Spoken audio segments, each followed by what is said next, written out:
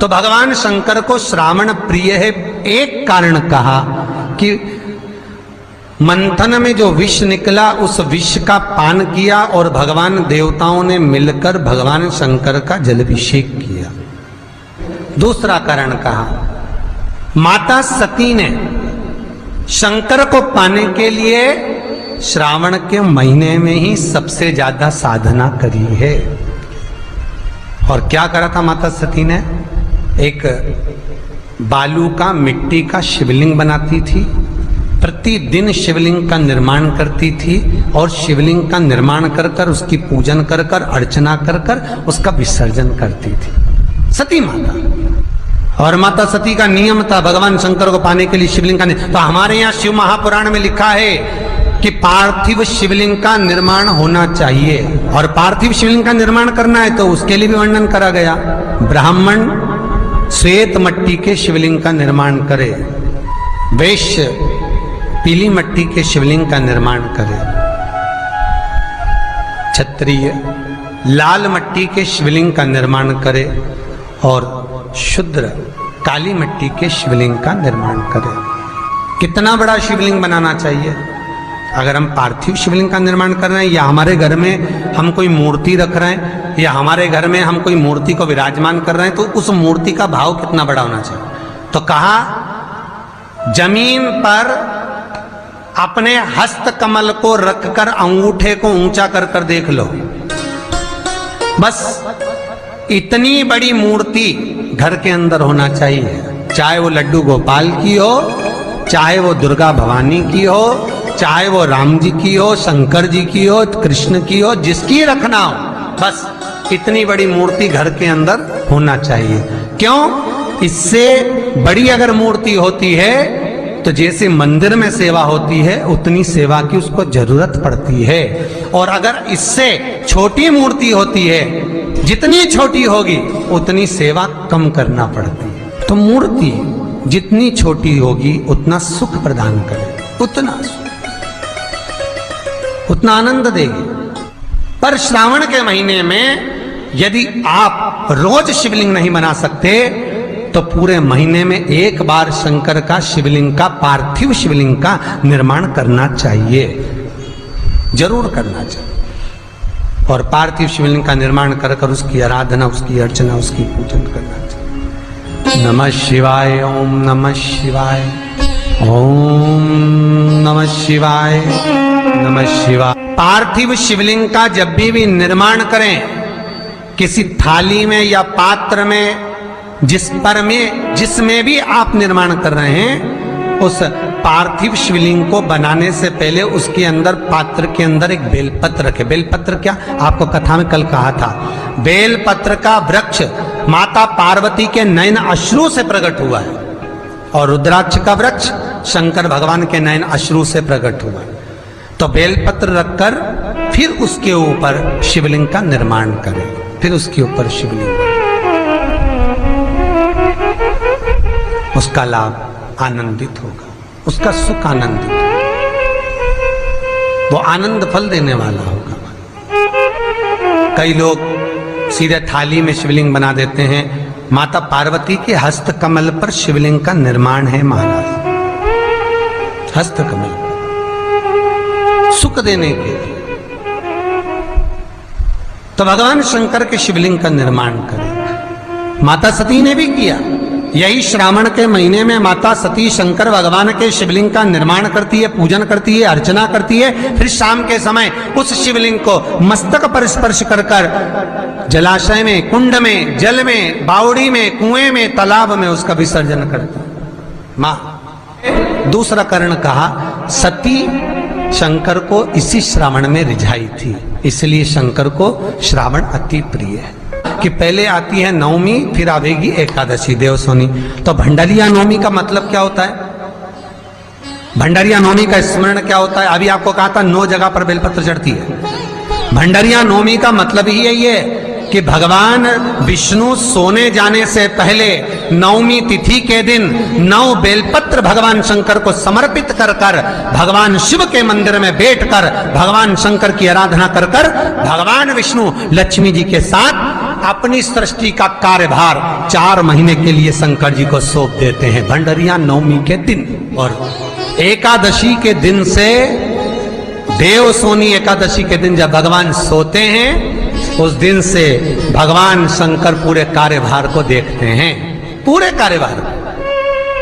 जब कार्यभार सौंपा गया, भगवान शंकर सृष्टि का संचालन करने लगे, तब ब्रह्मा और विष्णु ने आकर शंकर जी की आराधना यही श्रावण के महीने में करी थी कि आपने पूरा कार्य अच्छे से संभाला, इसलिए शंकर को श्रावण अति प्रिय है। ये तीसरा कारण है शंकर को श्रावण प्रियता का। अब शिव महापुराण की कथा करिए कि शंकर को श्रावण प्रिय चौथा कारण वर्णन करा कि ये कारण भगवान शंकर की आराधना माता पार्वती ने बाल्यपन से करी, खूब करी, खूब दिल से करी। ये कहते हैं कि अगर 1,00,000 बेलपत्र समर्पित कर रहे हो और तुम्हारे पास में अगर वो बेलपत्र नहीं है तो तुम 1,00,000 मत चढ़ाओ, आप तो 1 बेलपत्र, परंतु वो बेलपत्र भी पूर्ण तरह से साफ, सुंदर, सुरक्षित, खंडित ना हो, वो मुझे समर्पित करो।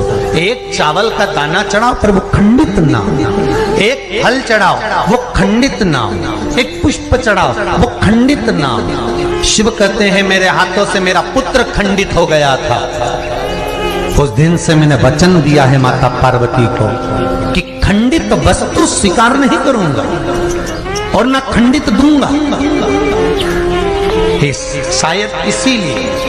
शायद इसीलिए ये चरित्र कहता है कि जिस नारी का गर्भ 2-3 महीना ठहरने के बाद में गर्भ गिर जाता हो, 4 महीना ठहरने के बाद गर्भ गिर जाता हो, गर्भ बच्चा पूर्ण नहीं होता हो, या बच्चा कहीं शरीर के अंदर डॉक्टर कह रहे हैं सोनोग्राफी में कि ये विकलांग है, बच्चे के पाँव में या मुख में या शरीर में पानी भरा गया है, ये सुरक्षित नहीं होगा, ये बुद्धि से कमजोर होगा, या ये बच्चा ऐसा विकलांग होगा, तो उसी समय पर जैसे ही डॉक्टर ने कहा वैसे ही एक श्रीफल, और वो श्रीफल खंडित नहीं होना चाहिए, उस श्रीफल पर जो नारी है गर्भ से है, उस नारी का सिर से लेकर एड़ी तक एक लच्छा, लच्छा मतलब मोली, मोली मतलब नाड़ा जो हाथ में बांधते हो कलेवा, उसको नाप कर श्रीफल पर भगवान शंकर का नाम लेकर उस स्त्री का नाम और गोत्र बोलकर बांधकर भगवान शंकर के चरणों में ले जाकर रख दीजिए, फिर वो बच्चे की जवाबदारी शिव की हो जाती है, फिर शंकर की, क्योंकि शिव ने माता पार्वती को वचन दिया था कि मैं खंडित नहीं दे सकता।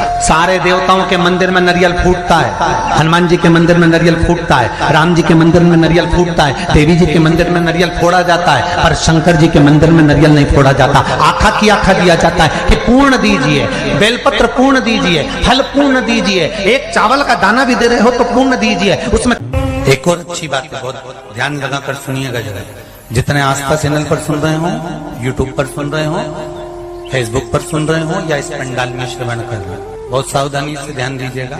कभी श्रावण महीने में अगर आप शंकर जी के मंदिर में जाएं और शिव मंदिर किसी वृक्ष के नीचे हो, बट वृक्ष के नीचे हो, चाहे पीपल के वृक्ष के नीचे हो, चाहे वो आंवले के वृक्ष के नीचे हो, चाहे वो बेलपत्री के वृक्ष के नीचे हो, चाहे वो शमी के वृक्ष के नीचे हो, चाहे जिस वृक्ष, कोई भी वृक्ष के नीचे अगर कोई शिवालय है, शंकर जी का कोई मंदिर या शंकर जी का कोई शिवलिंग रखा हुआ, तो एक दुर्वा किसी भी श्रावण महीने में तुम जब भी किसी शिवालय में जाएं, जिस वृक्ष के नीचे शिवलिंग हो, उस शिवलिंग पर ये शिवलिंग रखा हुआ है, ये जलाधारी है। जलाधारी पर जहां शिवलिंग रखा हुआ है वहां कटी भाग, कटी भाग माता पार्वती जी का हस्तकमल, उसके ऊपर रखा हुआ है शिवलिंग, सामने अशोक सुंदरी और भगवान शंकर के दोनों पुत्र गणेश कार्तिकेय, ऊपर से जल गिरता है जया, विषहारा, शामलीवारी, दौतली, देव,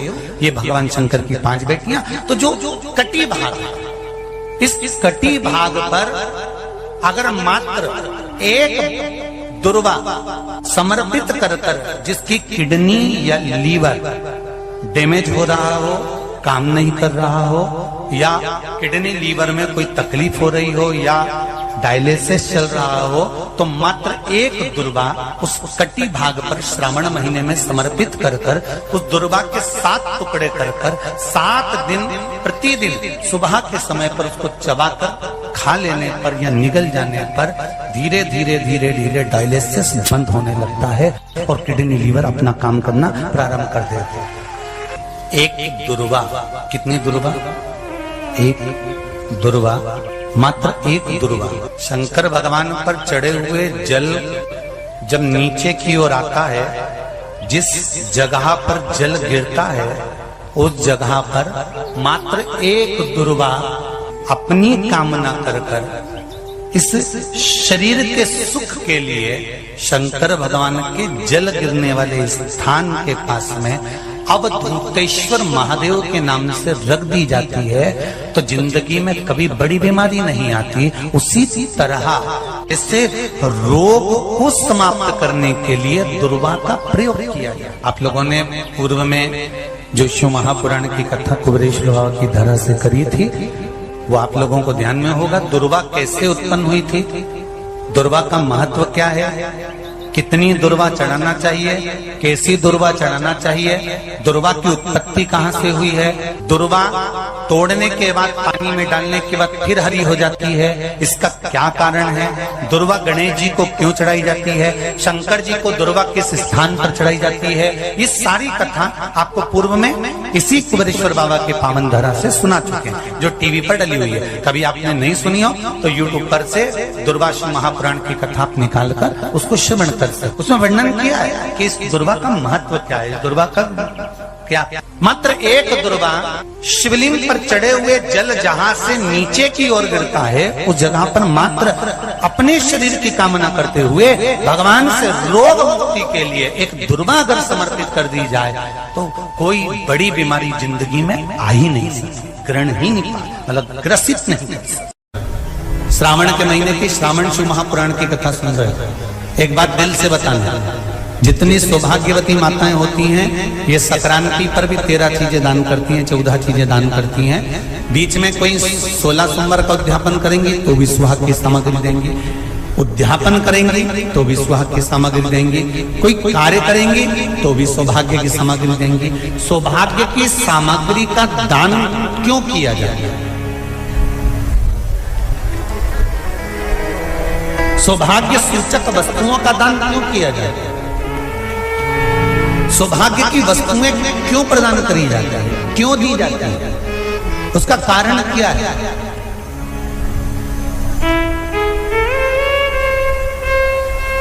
क्यों देते हैं महाराज? भारत की भूमि की सौभाग्यवती माताओं का एक मन की अभिलाषा रहती है, भारत की भूमि की माताओं की एक अभिलाषा रहती है कि जब उसके प्राण छूटे तो अखंड सौभाग्य धारण करके पति के कंधे पर और पुत्र के कंधे पर शमशान कर। ये भारत की भूमि की माताओं की सोच, उनके मन का संकल्प, उनके मन का भाव।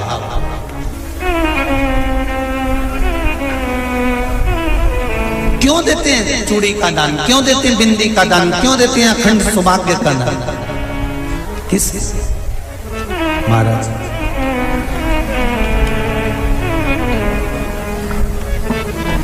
मेरे हाथों में भर भर के चूड़ी रहे, मेरे हाथों में भर भर के चूड़ी और मैया कोई कामना, मेरे मस्तक पे चमकती चूनर रहे, मेरे मस्तक पे चमकती चूनर रहे और मैया कोई कामना, मेरी मांगों में भर भर के सिंदूर रहे, मेरी मांगों में भर भर के सिंदूर रहे और मैया कोई कामना नहीं, मेरे पाँव में बिछुड़ी का जोड़ा रहे। एक बिछुड़ी नहीं, कितनी? 2, 3, 4, 5।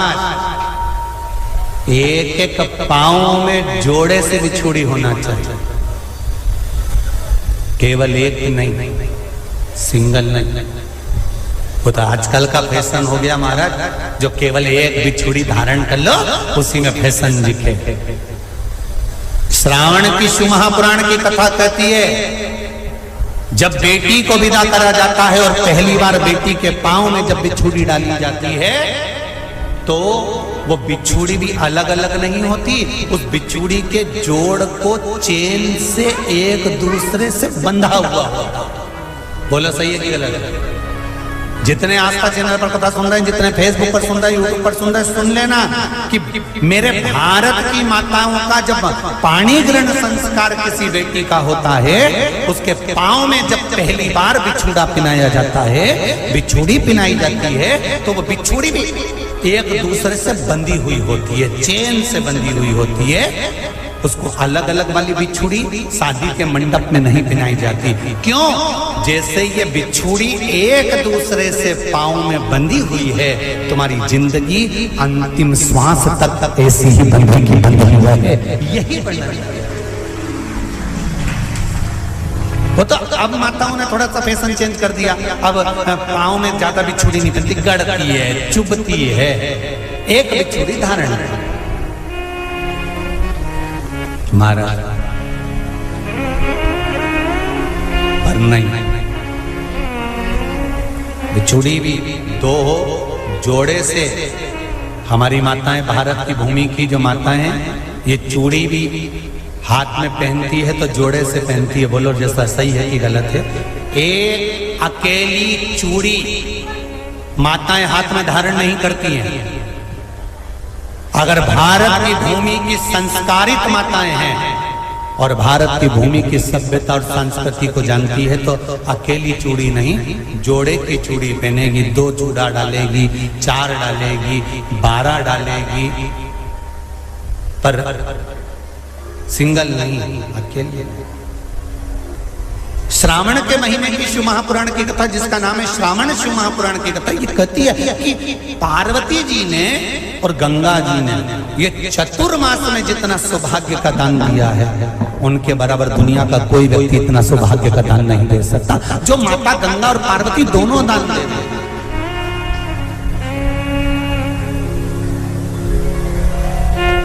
प्रतिदिन दे रहे।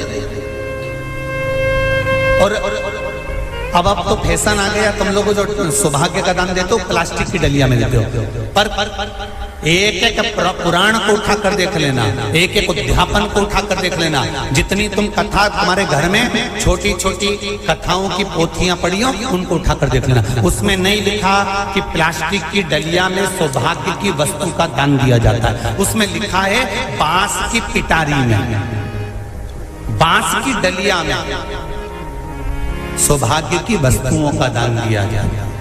क्यों?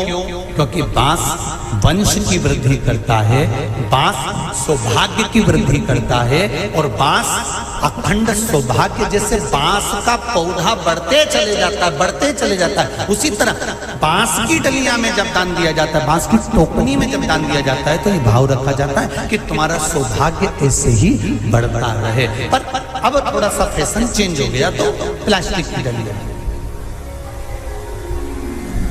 पर प्लास्टिक की नहीं,